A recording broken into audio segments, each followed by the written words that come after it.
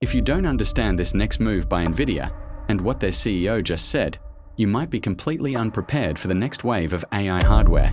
Because this isn't just about faster chips or smarter models. It's about who builds the compute power that drives everything from robots to intelligence.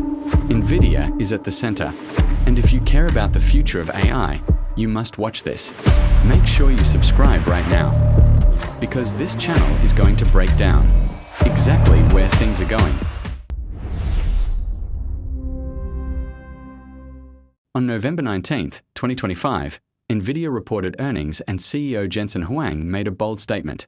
He doesn't see AI as a bubble, but as a tipping point where compute and intelligence converge. He said Nvidia's architecture enables three major transitions. Traditional software migrating to Nvidia's chips.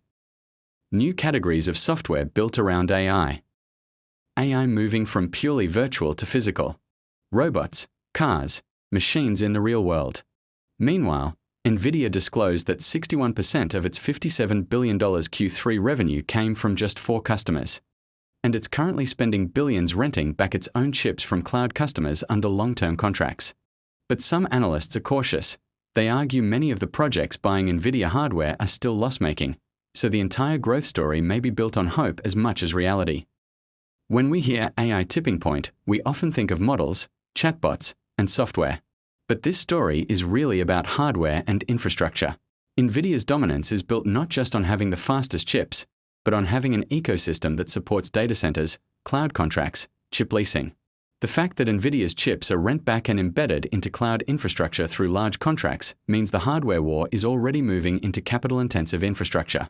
And when so much revenue depends on just a handful of customers, the stakes of every hardware deal become massive. Skeptics point out risks. Overhyped demand, infrastructure bottlenecks, competition from Google, Amazon, custom chips. Nvidia acknowledged those risks but said the factors are tractable. Let's talk about what could go wrong, because in a hardware war, risks matter just as much as wins. Customer concentration risk. Infrastructure bottlenecks. Competitive threats. Circular deals and profitability. If Nvidia truly controls the architecture that handles software, new categories of apps and the physical world, then they might dominate compute for the next decade. But if the infrastructure cost, customer dependencies, or competition falter, we might see the first challenger break through earlier than expected. For hardware buyers, supply might tighten, prices might rise, and choices might narrow if Nvidia remains dominant. For alternate chip providers, this is a chance. Nvidia showing vulnerability opens space for disruption.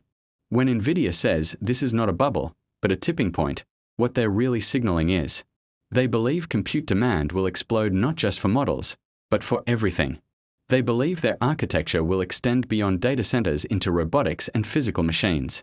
They are locking in hardware and infrastructure contracts now, betting that whoever controls the compute will control the next AI era. And that wraps up today's AI updates here on Alverse Edge. Exploring the mind of machines. Subscribe for weekly AI updates. Stay curious, stay updated. This is Alverse Edge.